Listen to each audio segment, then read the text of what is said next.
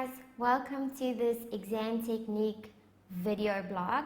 My name is Candice and I'm the auditing lecturer at CTA Campus. This isn't auditing based, this is exam technique for any of your subjects. Okay, so basically I've just got some admin around it, the fact that you are going to have 30% of your total marks as reading time. So if it's out of 100 times by 30%, you've got 30 minutes reading time. Your writing time is the total marks times by 1.5. This means you can work out your writing time for each question, which is going to be important in terms of getting through all of your questions. Okay, you have a certain amount of time. If you stick to that, you will get through to all of the questions. If you don't stick to that, which is what often happens, you don't get to half of the questions because you spend so much time trying to get points for a question which you may already have maximum points for. So in terms of our technique, what we need to do, when we get to the question, we start with reading time. In your tests and exams, they will give you the scenario without the required to make sure you only read. So this time is hugely important, guys. You've got 30% of the total marks in terms of time for this. Lots of information needs to be taken in, but you can't just take it all in and think it's going to be retained.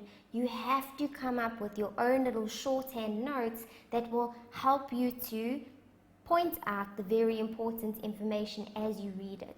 How do you know what's very important? The more questions you do where you actually use the reading time, the better you will get at identifying important information. So, when reading, make shorthand notes, make comments as you go line by line. Don't go and write paragraphs. Don't think you've got the answer when you don't even know what the required is. So you can't get distracted in making these notes. You need to continue reading and have shorthand notes. So what I mean by shorthand, okay, an auditing example. If I see there's a risk at the financial statement level because of this information, I would just make a note here, financial statement level risk. So that's a shorthand comment. I might want to expand a little, listed, and then move on so that I can pick it up, not just see there's a risk here, I know what type of risk when I need to get to my required. But I don't go off and write down the whole risk because maybe they aren't going to be testing risks. So I've just got a second of my time used by making a shorthand note. Don't highlight, guys, because your paper will look a whole different color and you won't know what is important or not, or why it's important. Whereas a little comment like this, I already know exactly what happened in that paragraph or line. Stop reading when your time is up because you now have the opportunity to get to your required, so you want to get to the required to see what you should be looking at. So when you get to the required, read all of the requireds. Don't sit and analyze each. Just read them all quickly so you know what is going to be tested in this paper. And then take your calculator and calculate the time. Remember, it was your marks times 1.5 and rank your questions. Out of, if there's 5 questions, go from 1 to 5. What is your most favorite to least favorite question here? There have to be, guys. There've got to be questions you're more familiar with than questions that you aren't, so rank it. And that is how you should start. Start with the things you ranked 1, 2, 3, 4, and finish your paper with the question you ranked last because you were not too comfortable with that. Okay, there's very good reasons behind that, guys. It means you're gaining confidence because you're starting with the questions you're most comfortable with. It's likely that if you find you're comfortable with that question, it's because you picked up information in the reading time, so you might not even need all the time for that required because you've already got a lot of the answers from the reading time. It also gives your brain some time to start to try and figure out the answers to those questions that were ranked last because your brain carries on working even though you're doing something else. Now that I'm done with my required analysis, I'm ready to start answering. So I'm going to start with the first ranked question. I make it very clear I'm starting with question 5. So the marker knows you aren't starting with 1. Okay, it's very obvious to number your questions, but sometimes we forget, and so it's important to do so.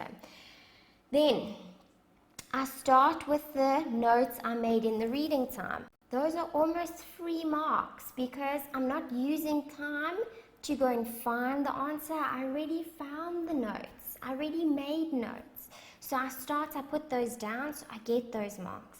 And then if I have more time, I can go and look for additional. But you will find that for a lot of the questions, you've actually got a lot of the answers from making the notes in the reading time. And very important, stick to your time. Move on. Even if you have more to write, even if it's points from the reading time, move on. And at the end, when you get to the last question, and you've given your brain the entire paper to try and figure out some answers for this, and you still don't have the answers, you can go back and add the answers to the questions you left off because you didn't have time. Okay, the point is that you might get to the last question and actually know everything, and then you're going to get all the marks you need for it. Whereas if you continuously go over in your different questions, there will be multiple questions you don't get to, which you potentially could have done really well in. Okay, so that's why it's very important to rank and then to stick to time to give yourself the opportunity to get to all of the questions that you might have thought you didn't know the answer to when you actually do. Okay, then, this is now only for your tutorials that you do at home or analyzing your test results. So this isn't during a test or an exam because this is when you need to have a mark plan. So when you need to mark, this is very important, guys. You need to audit where you go wrong. Why? Because you need to learn from that. And then take the learning points into the next question. Because you'll find there's only so many ways we can test risk at the financial statement level. So if you got things wrong and you learn from that, the next time it's tested, you're going to get things right. You must learn. It's not about just going, I got it wrong and I move on. I need to understand, why did I get it wrong? Did I get things wrong because I don't know the theory? I need to go back to my theory. Did I get it wrong because I didn't actually get to the question because I didn't have time and I actually would have got everything right? So then it's my exam technique and time management. Did I get it wrong because I misinterpreted the required? Okay, do I understand why I misinterpreted and moving forward how I should interpret? So a lot of things to consider here. Give yourself a mark so that you can start to see improvements when you go forward, but also it shows you where you currently are sitting. A lot of you guys might think, oh no, I'm doing really well here, when in fact you aren't, or I'm doing really badly when in fact you aren't either. Okay, so it's important to give yourself the mark. You can start to track your progress and you know if you need to be spending more time on a topic or not. And then after that, make a summary of learning points. This is how you show that you are learning, because you say, what did I learn from this question? Was it my technique? Did I learn theory points that I now need to make sure I carry through? Did I learn that a point in the scenario like this brings about this answer, which I never knew before? Because I put that down, and then when I see that in a scenario at a later stage, I will automatically remember this connection it had. Okay, so always have a summary of learning points. And guys, this is what you use before your tests or exams in terms of revising. Just work through those learning points. Yes, I do remember that. That sticks. That makes sense. Okay, cool. Because that's what you learned from each question. It's not necessary to go and redo questions, because often you just remember the solution. It's important that you understood what you learned, and that's why when you make your summary, it would be from you, and so therefore it should show that you have learned, you understand things. So I often find that you guys don't quite understand what I mean here. And so I've got a little quick example as to show you how you could go about it. So let's quickly work through this so I can practically show you what I mean. So I'm prepping for CTA, a course that is going to push me to my limits. In order to be ready, I need to get the following stationery: 2 USB, 17 highlighters, 31 pens, 8 files, 3 calculators, 10 pencils, 7 erasers, 15 A4 writing pads, 5 rulers, 59 gigs of data. My required: identify all the prime numbers included in the stationery list for 7 marks. So I've put together a solution. This was my attempt, okay? So I've said 7 erasers, 3 calculators, 5 rulers, 15 writing pads, and 17 highlighters. That's my solution. Now I need to mark it. So I go to the actual solution, and the first thing I do is note what I got right.